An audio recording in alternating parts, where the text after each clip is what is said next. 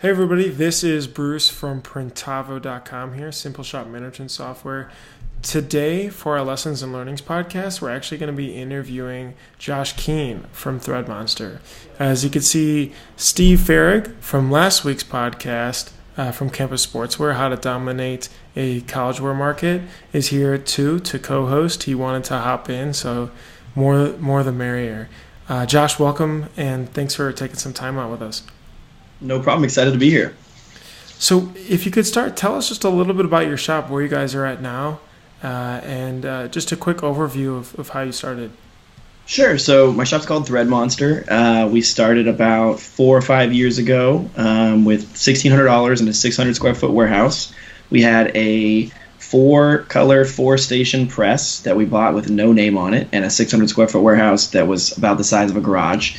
And kind of just grew it from there. Every month we would put more money, all our profits back into the company to buy new equipment, kind of just slowly make it faster, better product. We learned from scratch. So, YouTube videos and making a mistake and messing up a shirt and losing money, which is a really, really hard way to grow and learn. But it's kind of the way you do it when you don't have any other options. We never worked in any other shops or really even knew how a t-shirt was printed until we kind of just read up on it and did it. And once we started doing it, it kind of just, after maybe 6 months, it finally just clicked, and we grew from there. And people started knowing that we printed t-shirts. So you'd tell, your Aunt Sally that you print t-shirts, and your Aunt Sally tells her friend Dan, and Dan tells John, and pretty soon you got 20 new customers, and kind of just went from there. And now here we are. We have 3,000 square feet, one auto. We're going to add at least another auto this year, and looking to just grow tremendously in the next couple of years. Got it. So starting from the beginning there too, what made you guys kind of decide to get into printing shirts specifically? So a little bit about myself. I actually started my first company when I was 18. I'm 26, so I started my first company when I was 18. It was a pickup and delivery dry cleaning company where basically I contracted with a dry cleaner to clean shirts. And I would go to banks and big office high-rises and stuff and go in there and give them a bag. And I'd say, hey, Wells Fargo, here's a bag for each of your employees. And they all put their clothes in there, and I'd go and pick them up. And then I'd drop them off at a dry cleaner. Well, I was actually making really good money. We were doing like $2,000 or $3,000 a week, profits about 50%, and I was only working like 3 hours. And I was like, man, this is good money. I was 18, and I was also going to school and playing lacrosse full-time. And so I already had a passion for business, so I knew that was where I wanted to go. And then one day I was walking through my college campus, and I was like, man, everybody wears T-shirts. And T-shirts are kind of like people's expressions of themselves. And I thought that was a really cool idea, and I was like, I'm going to start a clothing company. So we started a clothing company. It was called Beautiful Era. It was okay. It didn't do a tremendous amount of sales, but it was kind of just our first foray into T-shirts. And our first order was $4,000, and we called this printer, and we had them print our shirts, and they were kind of just, there was no customer service. They were great printers, and I would never say anything bad about another shop, and I won't even mention their name. Sure. They're still great printers to this day, but we were really, really, really excited about this first order. It was $4,000 worth of shirts, and we were just really excited, and they didn't share our excitement, and they didn't even pretend to share the excitement. I get that you've been doing this for years, but it was like, I'm giving you all this money, and then you're not happy. It's just a process. I'm just another customer in a long line of customers, and I felt like there was a market there to be excited with the customer for their order. Sure. And so that's what we decided to do. We said, screw it, we're going to print our own shirts. And like I said, we started with such a small setup and just went from there. And it was amazing. It was like, as soon as you opened up and just were excited with the customer for their order and walked them through it and had any even semblance of customer service, people flocked to that. And I like to say we also got a little bit lucky, because I think some of business is getting lucky, but a lot of it's just being in the right place at the right time and surviving for as long as you can until you could really be successful. Mm-hmm. And so I like to say we got lucky, we were in the right place, and we do a dang good job, So Josh. Yeah, go ahead, Steve. No, I was just going to ask you, Josh. So now you've had some explosive growth enough to warrant this in 5 years. Are you still the one interacting with customers a lot, or do you guys have like a, what's your office staff look like? Talk to us a little bit about that, so our listeners can kind of get a taste of what you're Right. now. You know what? It's that's the hardest part. Is it's hard finding somebody that can replace you because you're the one that's going to care most about your business. So I was lucky enough that where my business partner Joey, who's like I said, he's also my best friend. We've been friends since like second grade. We played baseball together. Our dads both coached us and stuff like that. I'm lucky enough to have like a really good divide in our business. So I run the business side. I talk to all of our customers. I'm the one with the growth plans and going to the bank and delivering shirts to customers and passing out business cards and going to marketing events and all of that stuff where he can stay here and he can really run the shop. Right now it is just a lot of me, 18-hour days, 17-hour days, just talking on the phone all the time, emails and all that stuff. And we're really looking to hire some more staff this year. But that was always the one that I wanted to put towards the last because to me, it's hard to find somebody that can talk to people like you can. If you're decent at talking to people, that's not a skill everybody has. And some people are kind of awkward on the phone. Some people are a little bit awkward talking to customers. And not very many people are going to care as much as you do as a business owner, and it's hard to find those people that care. So we always focused on getting more staff to print shirts because that's not an easy skill either. Most people don't know how to print shirts. Most people don't know how to run an auto or, mix a color or, sling a squeegee, and so that's the hardest part we have found about working in this industry is find good people in any position, but specifically printing because it's a lot of quality control. You're printing 20,000 shirts, and if you mess up, and you're printing maybe 700 an hour, 800 an hour, 1,000 an hour. So when you're printing at that speed, not only do you mess up one shirt when you realize you made a mistake, you just messed up 50 shirts or 100 shirts. And the faster you can print, the more mistakes you can make. So we kind of focused on that side of the business, and I still take the brunt of most of the phone calls and emails and stuff like that. But we really do need that's the part that's holding us back right now is I need to hire an office staff, but it's just hard to get really, really good people that you can respect and trust them to leave. Like I said, I just got back from Chicago. It'd be hard to find somebody that I could leave and just say, hey, take care of these customers for me, because the other thing is the customers know me, they're your friends. They invite you to their barbecues at their houses, and it's like, it's hard to get away from that and give it to somebody, put it in somebody else's hands, So how many people do you have now working for you? So there's 5 of us right now, and then we have we have 3 part-time people we call in when we really need some help. Just local people that looking for extra side jobs whenever they can get them. But we have 5 people in our shop, and they kind of Joey kind of runs and manages those guys, and they can run the auto, they can run the manual, they clean screens. Usually on a Monday we'll do about 50, 100 screens on a Monday, and then kind of use them throughout the week. And then if we need more, we'll clean them throughout the rest of the week. But we either do that or we do kind of Monday, and then Wednesday we'll clean a bunch more screens as well. And then those guys, we try to keep everybody multifaceted so that they can clean screens, they can also print, just because it makes it for a better shop atmosphere. Some people don't. Everybody's different, right? But some people want to have that something different to do every day. They don't necessarily want to just clean screens all day, because it's kind of some people find it therapeutic. Some people absolutely hate it because I doubt you've ever cleaned a screen, Bruce, but you're welcome to come into my shop and clean a screen anytime you want. Yeah. But it's just a process. There's steps, and you take off the ink, you take off the tape, you dip it in the dip tank, you pull it out, you wash it off, you spray degreaser on it, then you wash it off again, and it takes anywhere from 4 to 8 minutes a screen, so it's like, it's just a really specific process, and a really, like, it's just, some people find it therapeutic because it's like a rock garden or something. You're raking your rocks in a specific shape, and you have this goal in mind, and your goal is just to keep the screen completely clean. So at the end, it's really satisfying to some because it went from ink everywhere and emulsion everywhere to like, now it's completely clean and you start over, and it's kind of cool. But some people hate it, so we try not to make it so there's one guy running that one thing all time, because then it kind of gets boring, So we want to have a little bit of fun, We let different people play their music every day, so there's always kind of different. We got reggae one day, gangster rap the next, But it's fun, and we try to make everybody happy and make it so they're not bored with their job and they don't hate it and want to leave, It's interesting. I talked to Steve about this. So Printavo came out of running a print shop, and we had a small 4x4 too, and it could not have been to code building, but it worked, and we were printing a ton for the U of I still. I didn't even know you had a print shop. Yeah. That's completely where I was like, man, we need something to help keep us organized, and I didn't like anything that was out there at the time. So that's awesome. I had no clue. I thought you were just like a software guy who built the program and just started doing Bruce it. actually competed with Campus Sportswear. I don't think he knows that or not, but my business partner's like, yeah, we remember that kid when he was in college. And yeah, we were hustling. I mean, it's just all, like you guys networking, but no, and that's why I like to talk with you guys too, because it's interesting. And you talked too about Josh's customer service, and everyone likes to talk about that we give the best. We're here for the customer. We're number one, right? But what are some more specific things that you think you do that really make it stand out to the customers?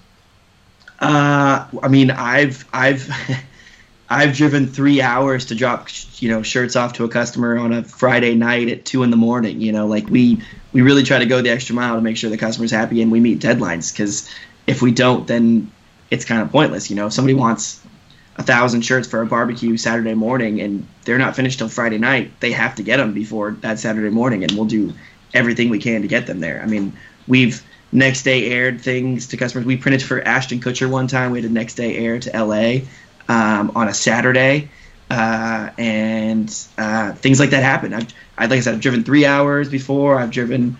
I finished a job literally, jumped on the freeway. I live in California, so our freeways are. If you leave anytime on a weekday after 2, you're not coming back for 4 hours. You got 3 or 4 hours of traffic that you got to work with, so, and it's going to suck, but you just hop on, throw on a podcast, and just drive, and you drop off a box of maybe even, I think one order was like 24 shirts, but it was just to make the customer happy. You want to make sure that they get what they need, and you provide a good service, and if you can't do that, then there's kind of no reason to be in the industry, because you're nothing without your customers, Have you ever? I was just curious. Have you guys ever looked at like handwritten cards or things like that around the holidays? Sure. No, handwritten cards are awesome. We send cupcakes to some customers, and I would love to do more handwritten cards, but it's hard. It's hard finding the time. But you're totally right. I love handwritten cards. I know there's also some people that cheat and they do you can actually get. There's a company out there that'll do handwritten but not handwritten cards. Yeah, it's like a machine. I've seen that'll draw with handwriting. It's actually kind of cool. I don't know if anybody would really even notice, but it's kind of a little cheating because people think it's handwritten. Right. I guess there's some statistic. I think it's called like Bond or something. Yeah, there's some statistic that says like 80% of people will open up a handwritten card versus 30% of people will open up a generic fake non-handwritten card. And that's kind of cool. Yeah. So, Josh, do you find like your big wins are more like customer, just keeping those customer relationships, like interacting with them so that they bring you more and more and more? Or are you doing a lot of like cold calling to find new orders? Like, what's your balance? It seems like most of your customers, just keeping them happy. You call them all the time. You make sure everything's happy. I check up, like not even to sell anything. Like, I think that's the biggest thing is people always think that sales is about selling, and it's really not. It's about just getting to know people. When somebody says they're getting married, you call them on their wedding day, or you email them on their wedding day, say, hey, I hope you have a great wedding. Just making sure that they know that you care. And like I said, it is about business, but it's not. Most of our business is about making friends and meeting new customers, but they're not necessarily just customers. You don't think of them as just customers. They're people that. Oh, there's Joey back there. He's grabbing his. There's a fridge behind me, so he's grabbing his lunch. It's not always about just sales, and that's why I tell people. People come in all the time, and they're like, "Hey, what about this? What about that?" And I'm like, "I'm not a salesman. I am, and I'm good at what I do, but I'm not trying to sell you something. You're coming to me for a product, and I'm just trying to help you find that thing that you need. That's like, to me, that's like 90% of our job is somebody wants T-shirts. They don't know what they want. They don't exactly have a design necessarily. They have maybe something in their head, but it's figuring out what they want and how to get them what they have in their mind's vision, And I think a lot of it's just relationships. It's not necessarily like I don't necessarily consider all my customers customers. A lot of them are just friends that I've met. They've been customers, for 5 years, and now we're friends. I stop by, we have a beer, just stuff like that to make it so it's not just about sales. It's not just about, hey, how many shirts are buying this week, and that really actually does drive sales. It's about being honest and open, and not about just being like, hey, how many shirts are you gonna buy this week? Yeah. Have you done any more specific marketing tactics? Obviously, networking and word of mouth is the biggest, most reliable way. But have you tried anything else online? So we do offline? Instagram. We probably get about 2 orders a week from Instagram. What are you doing more specifically on Instagram? So the biggest thing about Instagram, I think, is it's a lot of it's just a popularity contest. You know, it's how many followers do you have, and if you have more followers, you look more legit, and if you don't, then you don't look more legit. So they're thinking you're just, you know, a small-time garage printer, and there's nothing wrong with being a garage printer. I think it's all about how big you think you are is how big customers will think you are. You know, like if you say I'm in a garage and we're really tiny, then people think you're not really serious about what you do. You know, so it's really hard to get those Fortune 500 companies, those Googles, those, you know, those Microsofts, those Apples. It's hard to get those customers if they know you're in a garage. So a lot of the times you want to say, you know, hey, we're a shop. You don't even have to say you're in a garage. You just say, hey, we're a shop over here, wherever, and you kind of just you tell them about your business. You emphasize the great parts about your business. And I think a lot of people get mad about being a garage shop. Obviously, we're not a garage shop, but I think a lot of printers out there get kind of discouraged about being a garage shop, and people talk down about them. But a lot of it's just like knowing who you are and what you want to be, and playing to those strengths. Not saying, hey, I'm a small garage shop, but say, we're a shop. We're over here. We print this many shirts. We're great at what we do. Here's a sample of our product. Don't emphasize being small and in a garage. Emphasize just how great your stuff is. Sure. And that's kind of what Instagram is. It's all pictures, and it's all totally fake, in that you're taking pictures of things that you know are going to make you look good. You don't take a picture of your mistakes. You don't say, I messed up on this 50 shirt order. Like, here's a picture of it. You know, like just like all social media. It's kind of like, it's the best you, right? Like, you don't post like,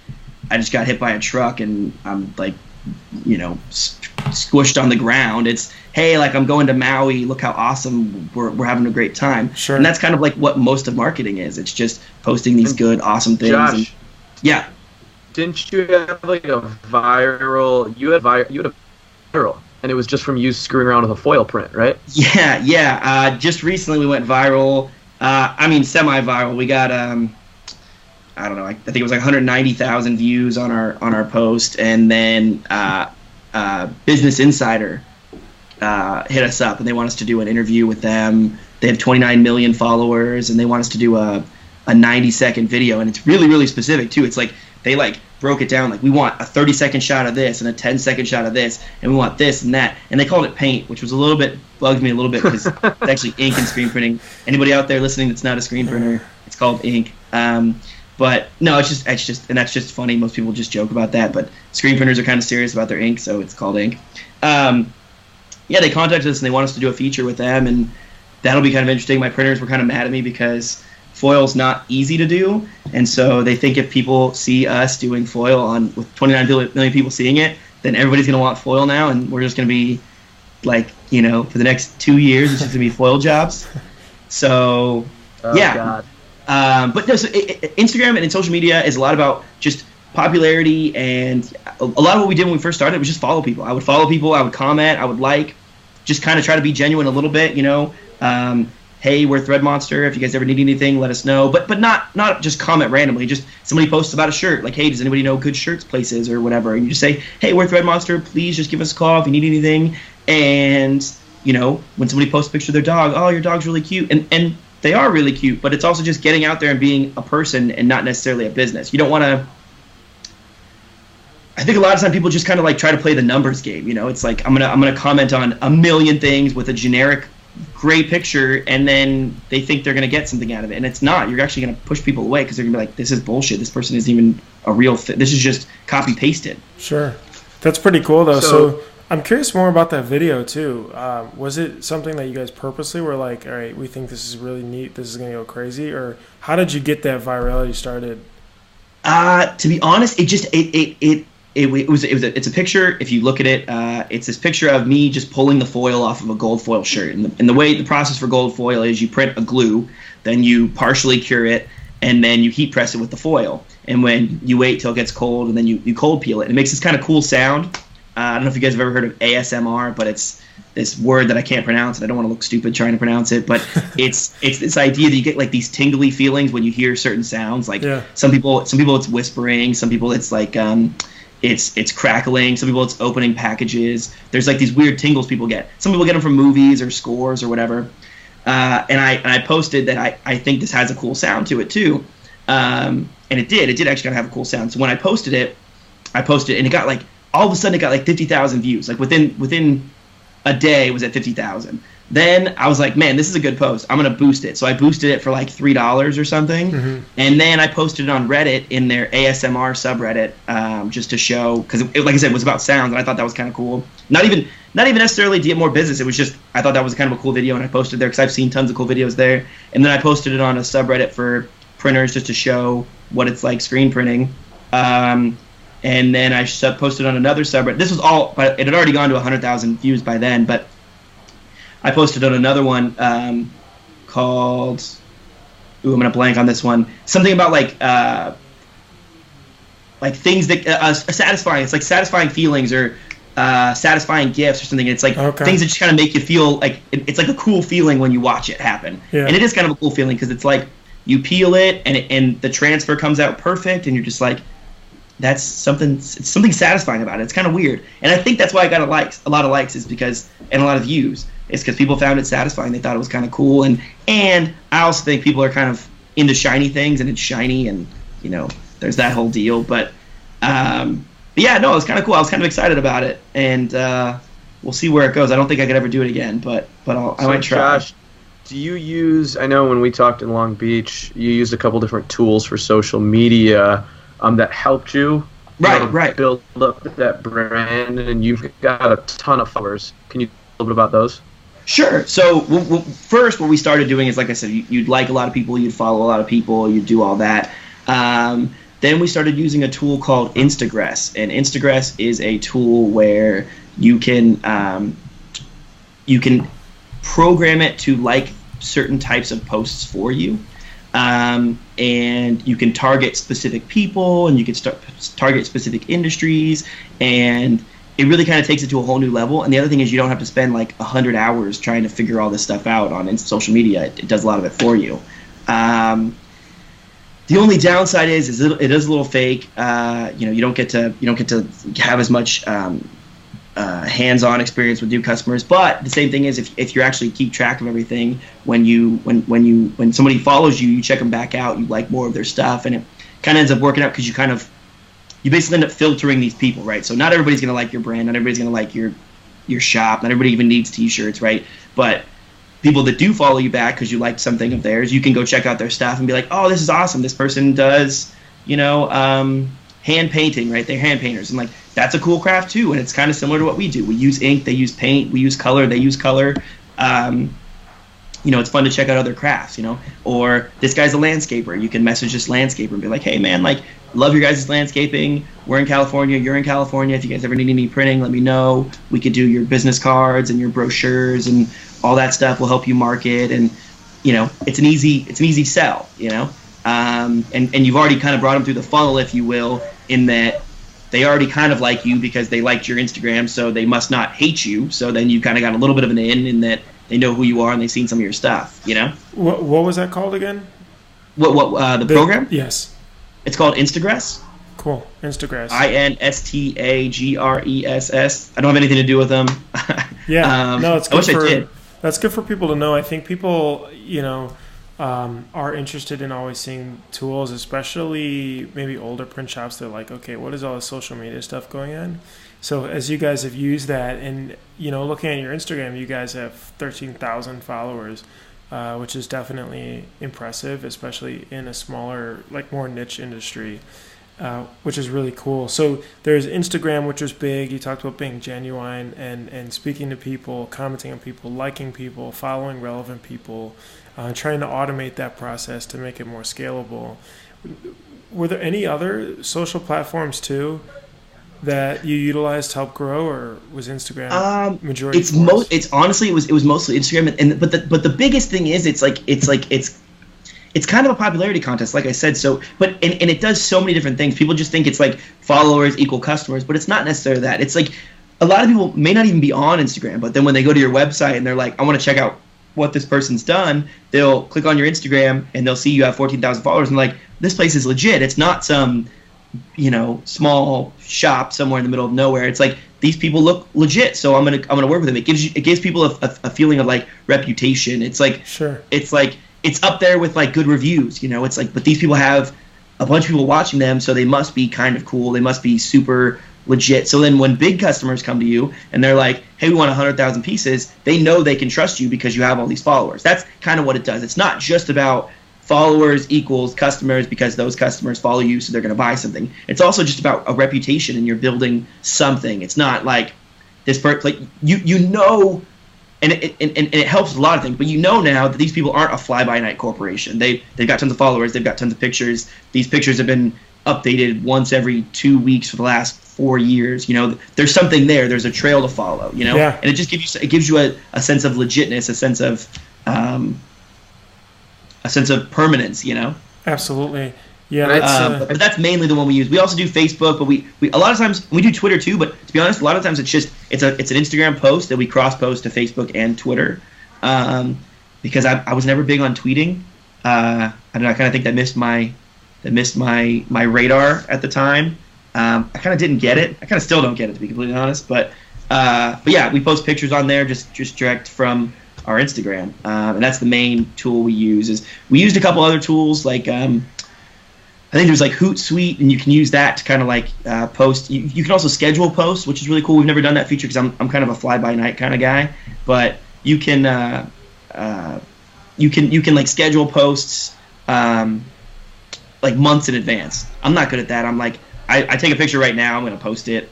I'm not good at the whole. I can't take like 50 pictures and then write like captions for each picture and then schedule them out for the next 2 months because I'm just not good at that.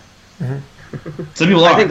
I think a lot of people are the same way, Josh. And I think the one big takeaway I take from like meeting you, looking at your shop, knowing that you kind of built it from nothing, is your social media presence makes your business look like it's some crazy shop with like 15 automatics or something like that. Right. And that's awesome. I think that if there's listeners out there that can see you can build up your brand and still be a garage shop, so that when the day comes, and your shop is big, you can start to boast about your shop. But really, that like external face, I think customers don't need to see the insides. I mean, we have a hideous shop. It's not pretty by any means.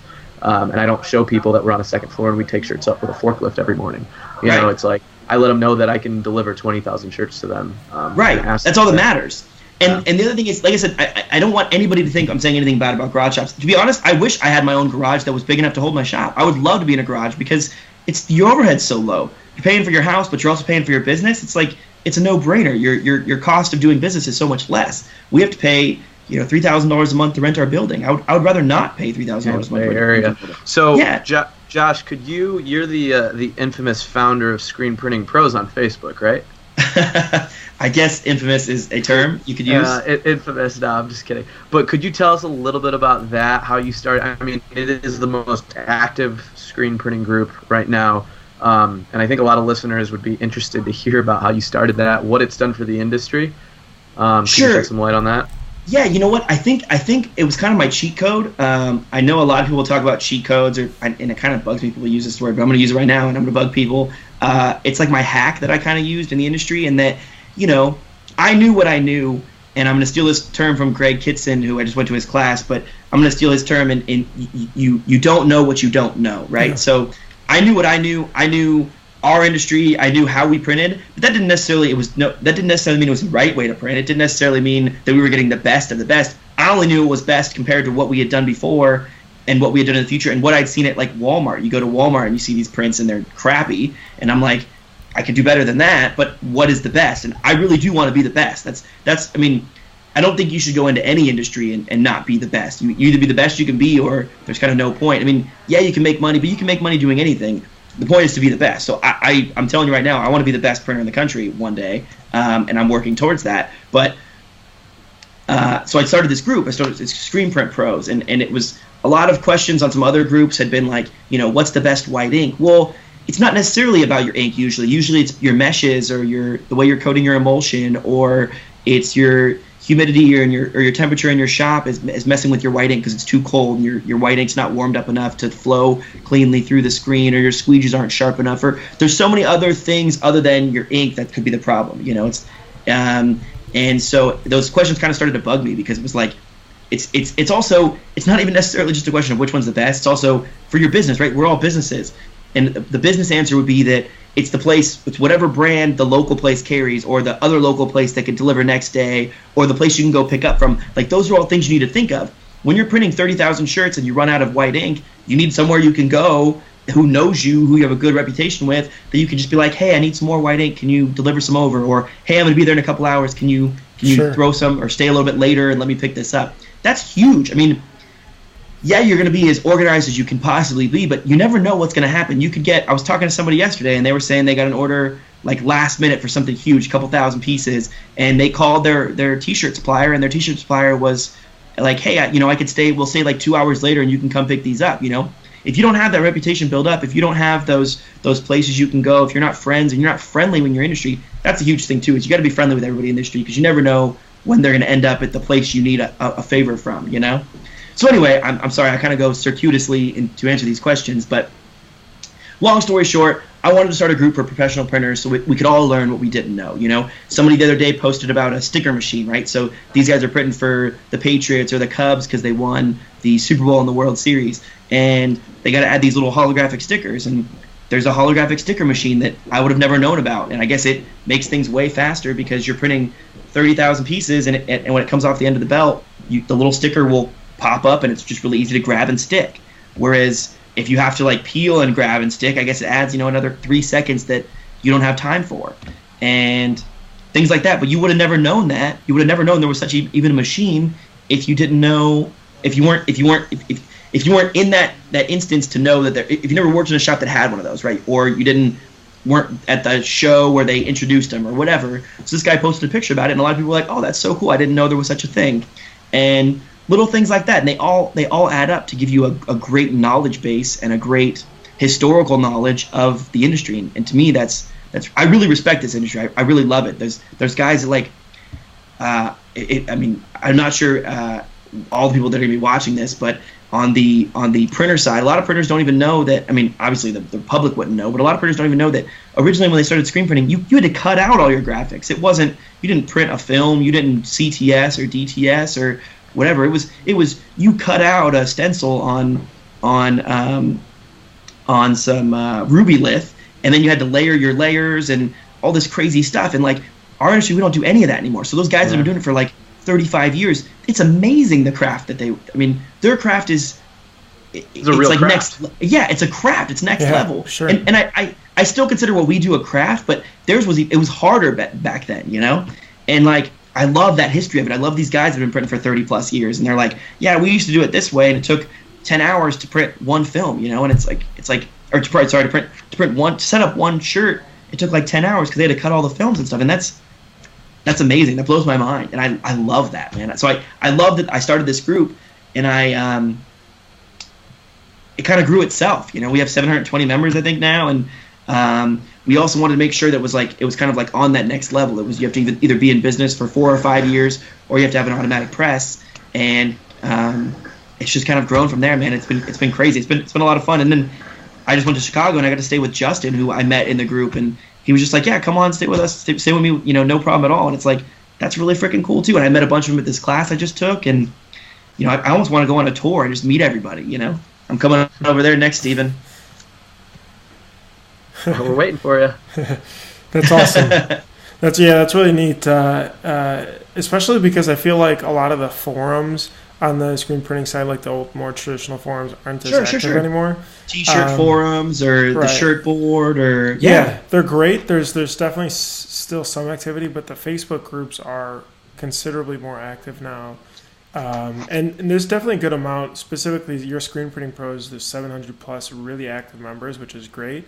And obviously, the more activity trumps the quality of posts, trumps the number of users.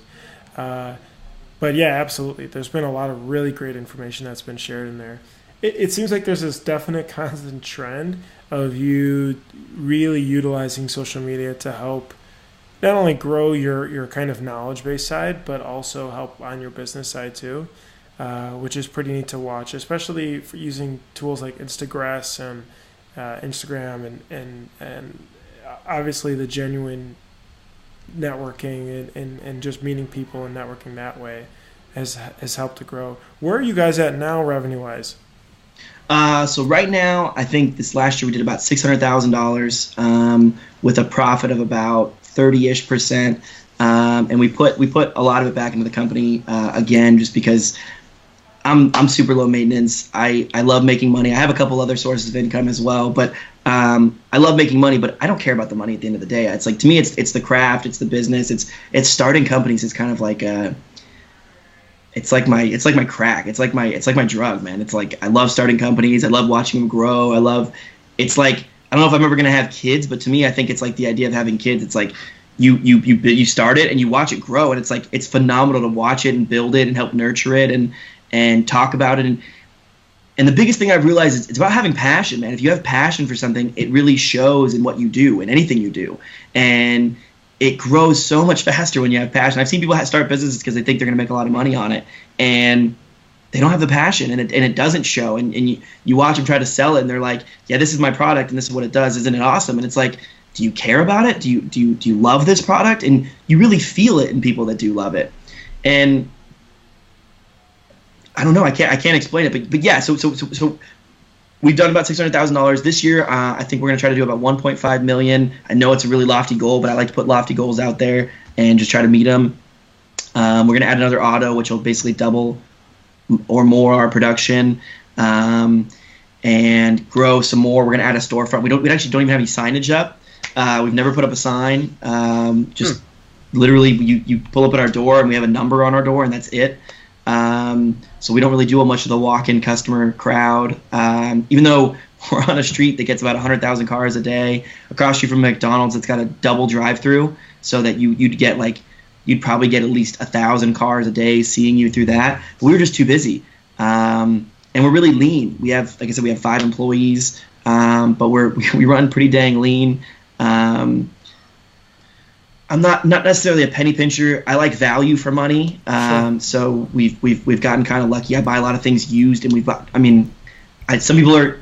It all depends on the type of business owner you are. I love Craigslist as a business owner. I love DigitSmith, which is where you can buy a lot of used screen printing equipment.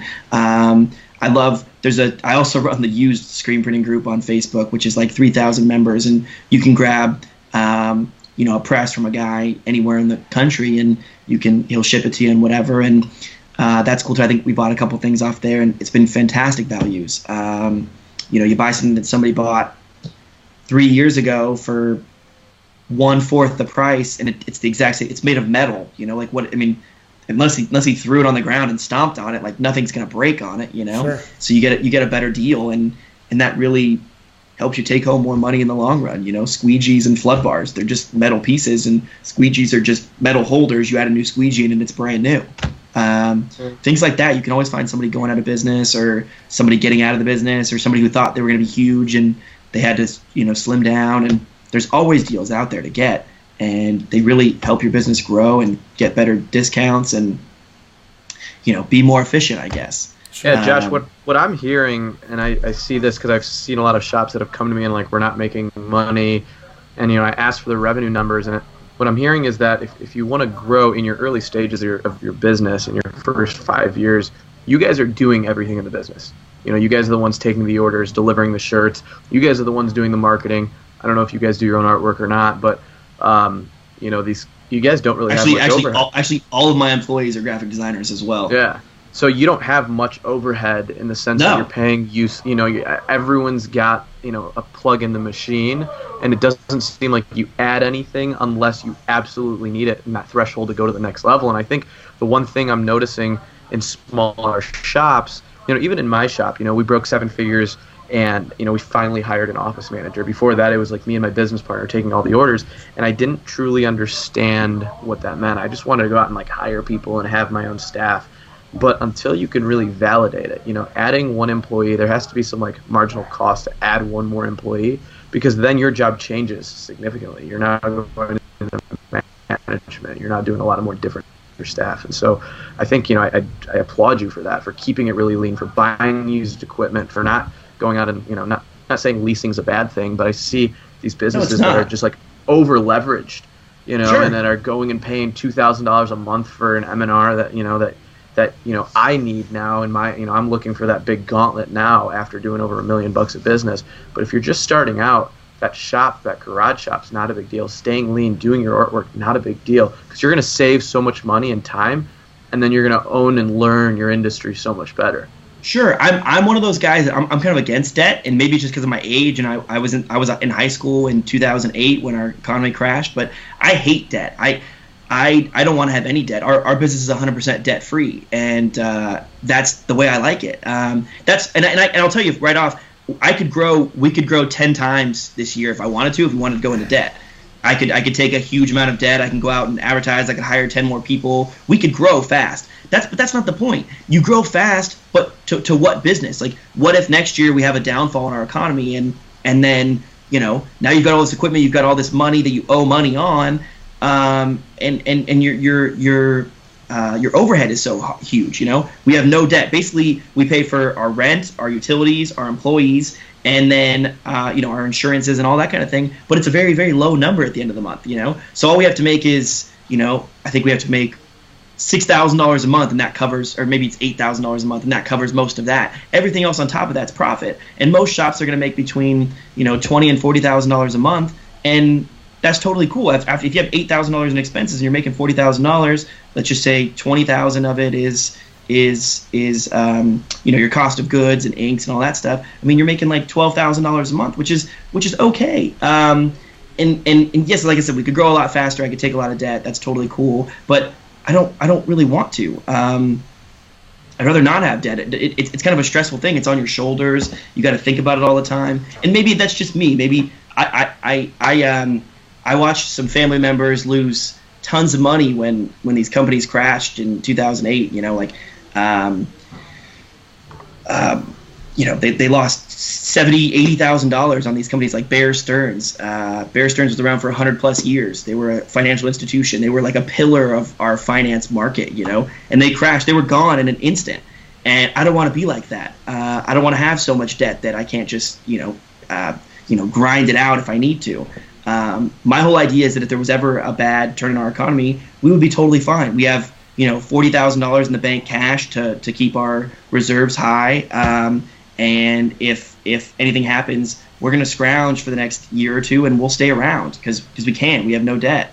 But those guys that have, $5,000-$6,000 or maybe even $2,000 a month of debt, plus your your rental space, or all your car payments, your lease payments, whatever, it all adds up really, really quickly. And yeah, so I'm totally on your end in that. I work 18 hours a day. I don't think anybody else can. I don't think everybody else can do that. I don't think I'm special, but I think it's hard for people to realize that that's what it takes to be a small business owner, is to really grind it out until you don't have to anymore. My goal was to work these 18-hour days and not complain about it until I'm 30, and then maybe I'll take a step back. I'll hire some more people. I'll let somebody take over my position. But I really wanted to just grind it out until we were big enough that I didn't have to anymore. I could take a step back, maybe travel a little bit more. I just got back from Denmark, and I didn't want to leave, but yeah, I loved it, and I would love to do that more, but you can't with a small business owner. You got to run your business. You got to be as lean as possible. You got to make money, and don't watch all these like shows where these people have like hundreds of employees and think like that's where I need to be. I think a big thing that I think I see in our industry is people don't know what they want. Like, what is their goal? Like, what is your goal as a business? But what is your goal personally? Like, do you want to work 80 hours a week for the rest of your life? Sure, cool. That's totally cool. Do you want to work a normal schedule, maybe 30, 40 hours a week? Do you want to work 20 hours a week? Like, what would make you happy? I think people need to definitely like write down their goals and use those to forecast their business, because not everybody's meant to work all those hours. Not everybody's meant to not see their family or go on vacations or things like that. You really got to set these goals and then try to get to them as your business grows. And people see these businesses with 10, 20, 30 autos, and they think like that's going to be me. But do you know how much stress that is to have 40 autos? I mean, it's insane. I honestly, I'm telling you right now, I'll be happy with 3. I think we're going to get 3 autos, and I think we'll stop and we'll just grow our business. And if we have to ever go to 2 shifts, maybe we'll go to 2 shifts. But I don't even know if I want to do that. I want to have a great medium-sized business that runs 3 autos, that we also do signs and banners, and maybe eventually we'll build websites and stuff too. But you just got to figure out what you want, and not everybody wants the same thing. You don't need to be the biggest shop in the world for people to respect you, you know? Sure. Those are great points, Josh. I really appreciate giving the honest feedback, especially about the business and where you guys are at. I think to wrap up, what would, in 1 minute, what's a piece of advice that you feel like you'd like to share with other owners? It could be a lesson that you've learned, small, large, anything like that. Ooh, that's a hard one. I didn't think about that. A lesson. There's so many. I think my biggest lesson would be to look at other businesses, not in our industry, but just look at other businesses in other industries. Look at like big scions of business, like